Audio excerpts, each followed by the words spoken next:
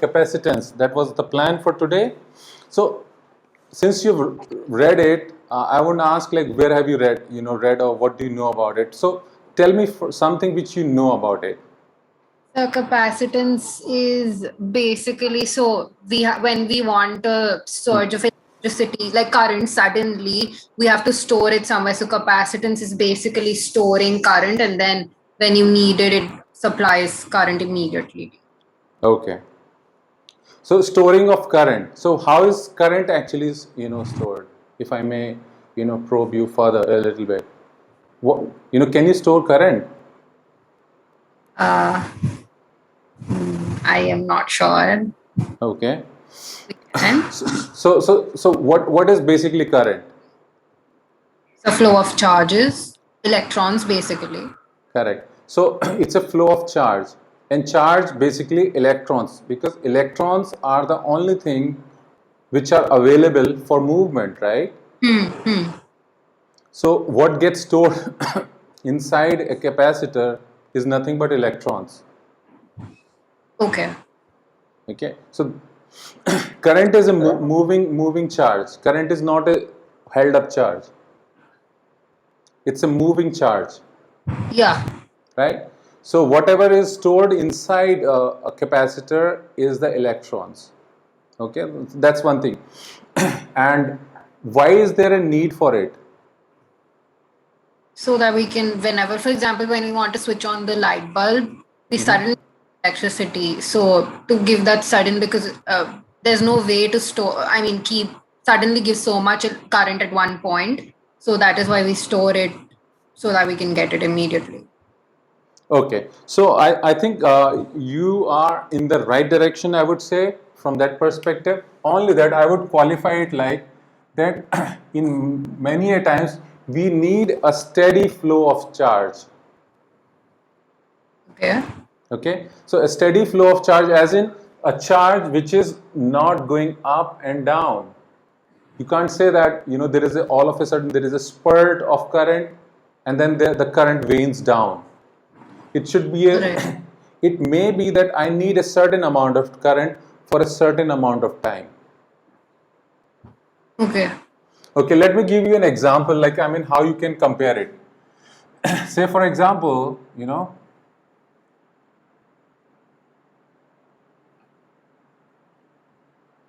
this is like a source of water, like some kind of a tap or a hose pipe which is connected to a supply, and it feeds on, you use it for your daily purpose somewhere, in your household maybe. Right? So what you see is that as long as the supply is there and as long as this is the valve, you'll get a certain amount of flow out of it, right? Yeah. But if I turn this thing off, what happens to the output? It goes It down, stops. Yeah. I mean, it goes. stops, right? Yeah. Or maybe the source itself becomes dry. Maybe it is coming from some a well. It won't happen though, that the well won't dried out overnight or all of a sudden. But whatever be the reason, that means I can I this amount of output is really dependent on how you can cut it off using a valve or maybe the source of supply. Right. But what if I bring in something in between,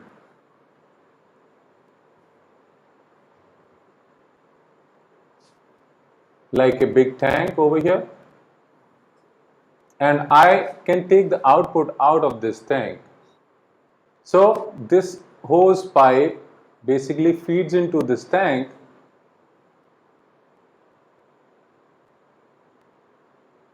and I'm using the output coming out of the tank. So even if even if I close this, and if there is a certain amount of water in it, I would still continue to get the output out of it. Yeah.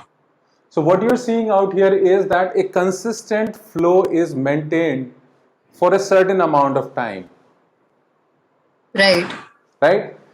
It's quite possible that maybe this control is is driven by something, and maybe the water dries out, or this particular water is not, say this supply is cut off for some reason, and maybe I've just turned this one off, you'll still continue to get a certain amount of supply for a certain amount of time, and that would be consistent and steady.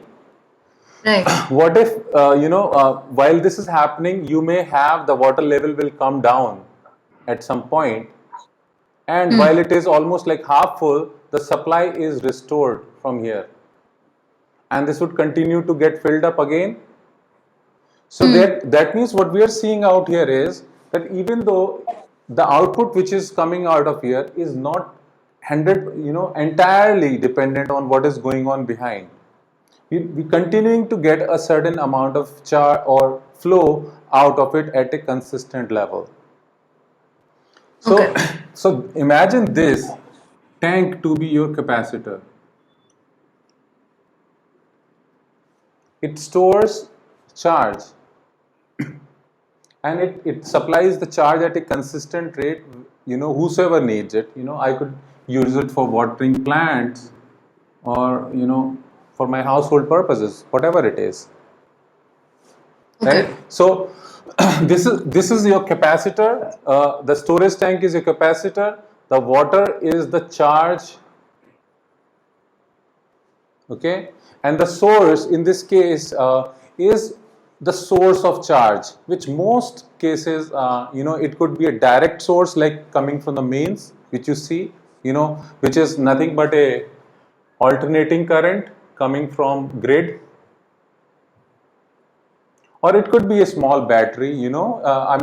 I could potentially use this case in anything wherever I need a steady flow of charge. So that is what usually is the case, right? The use of capacitor is very varied and wide as well. It is very common to find them in everyday devices, and I'll show you a couple of examples here I have. If you've heard of what we call as printed circuit boards, in short we call them PCBs.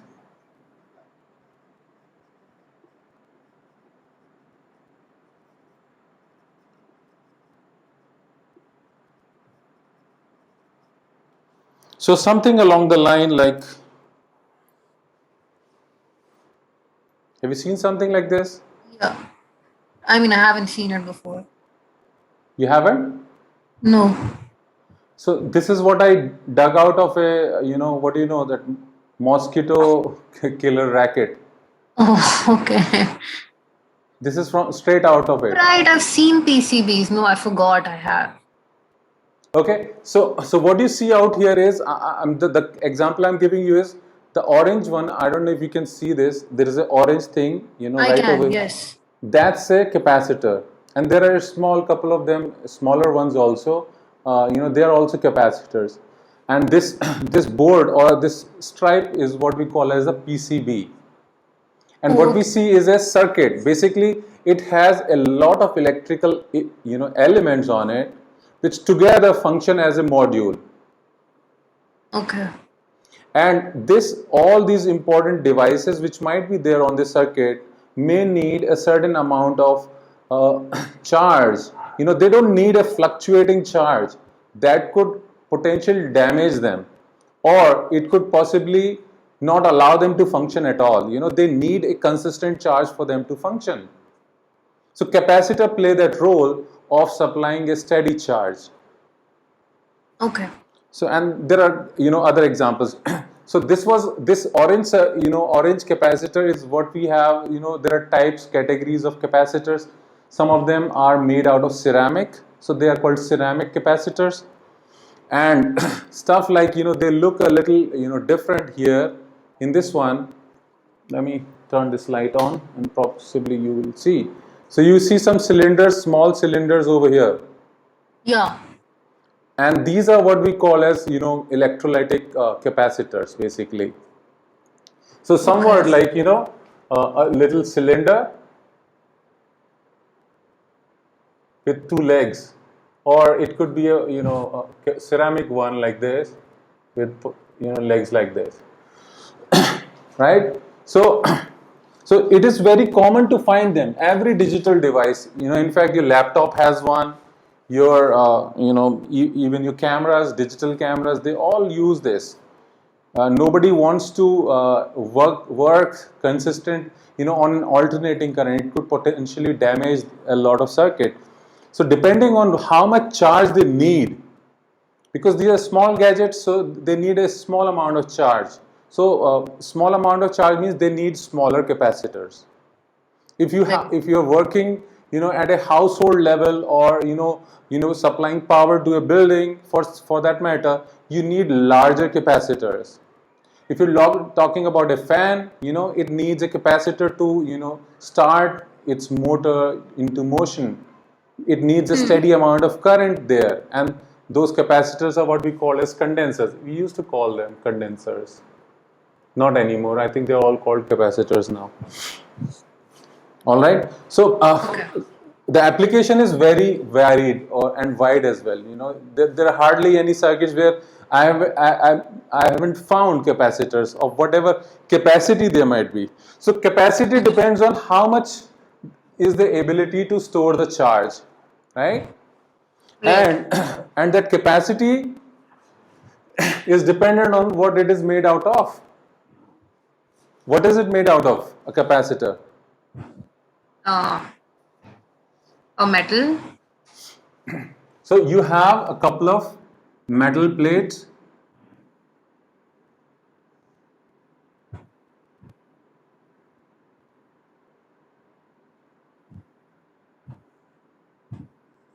which are packed in between by some material.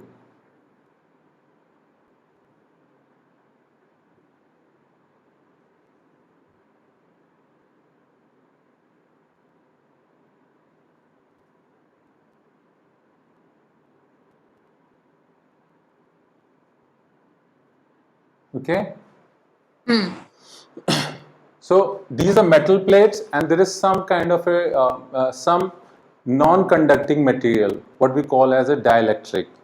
Are you familiar with the word dielectric, or do you know what dielectric materials are? I know about dielectric constant. What is dielectric constant? Okay, I forgot now. I mean, I've studied about it. Okay. So dielectrics are material, you can say they are opposite of what conductors are. So they are non-conductors basically. Okay. Meaning which, that if you put, okay, so the role is that this is a capacitor, like internal of a capacitor, and usually they are connected to something what we call as a battery. And battery, I think we all know how to represent a battery on a circuit. And this battery is what actually supplies the electrons. So the electrons would get accumulated onto the negative plate. So it doesn't have a negative or a positive side to it, but whichever way it does, by the way, it does have a negative and a positive side. And there are clear markings on capacitors. Some of them can have clear indications, like in this case, in a electrolytic capacitor, you will find it has a one longer leg compared to the other. That's an indication of this is a positive side and this is a negative side.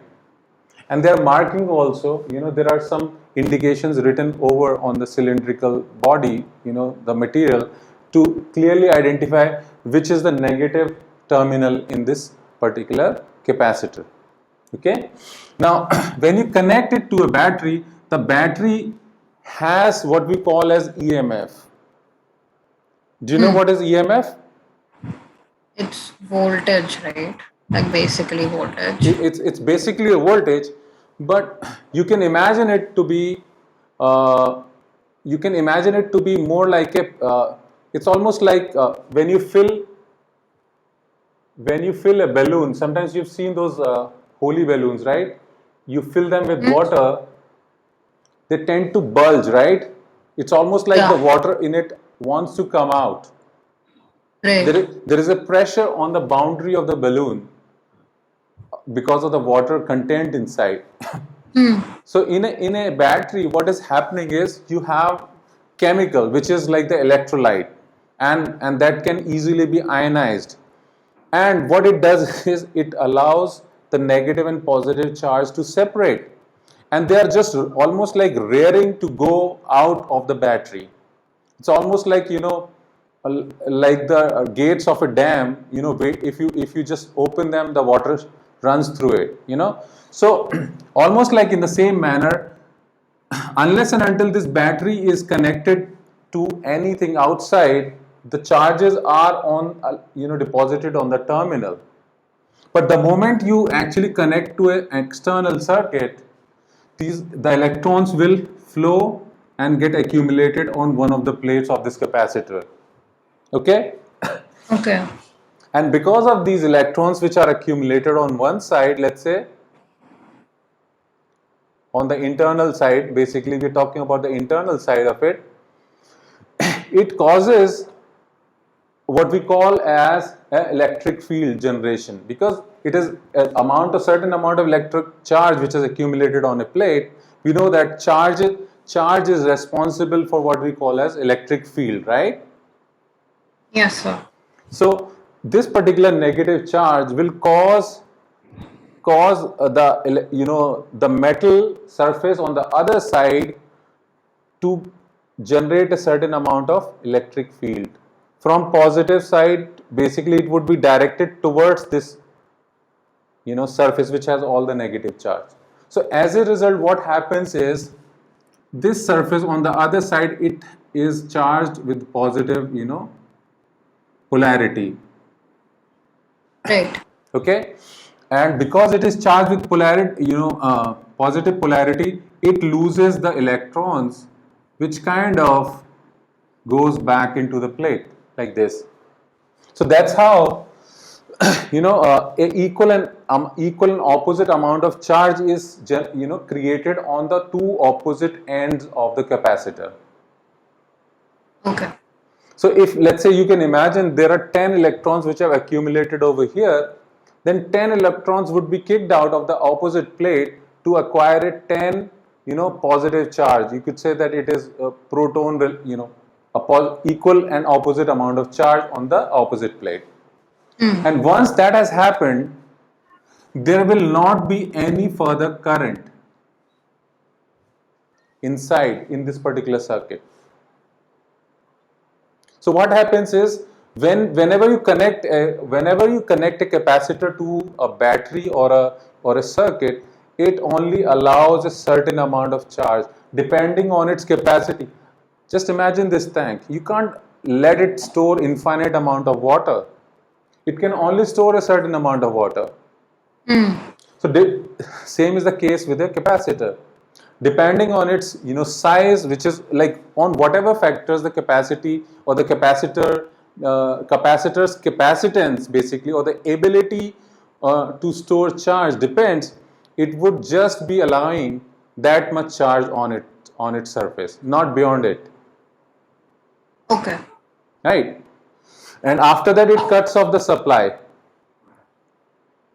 Okay. And it is charged already. So what happens is, like, even if you had a switch over here, let's say, and you kind of connected it and it got charged. So this process by which the charge gets to the capacitor is called as the charging of a capacitor. All right. So after this, you may disconnect this battery by taking this key out. Okay, it's possible for you to do that, or you could disconnect the battery altogether. What you would notice is still the charge stays on this capacitor. It is not going anywhere. Okay. And that makes it pretty dangerous device as well. So unless and until you know that a capacitor is discharged, you should not ideally touch it. And how would you know? You would know by devices which we call as multimeters. There are equipments which can measure the voltage across the terminals. Okay. You know what? Have you heard of a term called multimeter? Yeah, I think I've heard of that. these are what commonly the electricians keep with them. So whenever they come and try and dig out some fault on a, you know, some kind of a digital device, like maybe if you have a malfunctioning stabilizer in your home and they want to see in the entire circuit what is the point where the fault is, or where is the short circuit happening. So they use a device which we call as multimeter, which can detect, it is called multimeter because it can detect many things. It can detect voltage in a circuit, it can detect current in a circuit, it can even detect the capacitance of a capacitor also. It can even measure this. Okay, so is it mixture of potentiometer and ammeter and all of Yeah, that? pretty much it is, and much more, much more. Okay. It can measure even AC current and DC current. It has different settings on it by which it can make all that reading assessment. You just have to turn Okay. on to a definite setting over there. So your question was like, how do we know that it is charged or not? You can use a multimeter, and it comes with two terminals, like two wires extended, and you can touch them with the two legs. You know, this is possibly the, the two legs, and you can connect these 2 points to the, the multimeter, and it would if you point it to a setting which says okay, measure the voltage, then this particular digital value will give you whether it is charged up to a certain potential or not. All right. Okay, Okay. so if your battery over here was 9 volts, let's say, well, battery, whatever be the, EMF of this battery, it would have charged this particular capacitor to the same exact potential difference, because we don't have anything else inside the circuit as yet. So the end which is connected will be, this end would have been at positive 9 volt, and the opposite end would have been at 0 volt. Okay. Okay, so when you would measure the potential, the potential difference across the two legs of this capacitor, you would also get the same reading. Now how do we discharge it? You can discharge it by short circuiting these two legs by a small wire Okay. that allows the electrons from one side of the capacitor's wall to travel to the other side and neutralize the positive charge. Okay. So whatever be the excess electron, they would, once you have kind of connected the two legs, so what you're trying to say is that I'm just building a bridge in between the two. So all the excess electrons would travel over here, and they would, balance themselves. Maybe half of them would go, and it would neutralize the whole thing up. Okay. Yeah. So I think there is still a lot to cover in this, but I just wanted to give a little overview of how it works. And by the way, this capacitor, once it is charged, it can be connected. This can be connected to, whatever, you may want to light a bulb with it. It could be that it is connected, or I should, yeah, somewhere like here, and from this point, so it is kind of connected in parallel to something, and this could be your light bulb. So even if your battery is off, you would still continue that this bulb over here will glow till the time there is charge on this particular capacitor, Right. Oh. right? It would not immediately go off, by the way. Okay. Till the point there is certain amount of charge, it will still, so it would be, you will see a gradual dimming of this light, Okay. which would normally not happen like if you directly connected a bulb across a battery here. The moment the battery is disconnected, or maybe here, the moment you disconnect the battery, the bulb will instantly go off, right? Mm-hmm. But here in this case, it will not go off, because whatever be the excess charge, it will find a way to travel to this circuit, which includes the bulb, and there is a circuit completion. So until and unless this entire charge is discharged, or basically this excess charge finds its way to the other side of the capacitor. Till that point you'll see some light inside the bulb, Okay. and once it has been neutralized, it would be completely off. Okay. And while that is happening, what you are seeing is what we call as a discharging of the capacitor. Right? So if your battery is connected completely, there you will see that the bulb will not face any fluctuations because of the capacitor. It is preventing. It will be able to handle a few seconds of delay in case the circuit of the battery is broken. So depending on so in order for you to keep this running for a longer period of time, you need more capacitors or a larger capacitor, right? So that it can prolong that time wherein this bulb can stay lit up for a considerable amount of time even after the source is disconnected. Okay. Are you getting? Yes, sir. All right. So I think I just wanted to introduce this bit of it for today's class, and maybe whatever questions if you have on this, and or whatever relevant to you wanted to ask, you can ask those questions.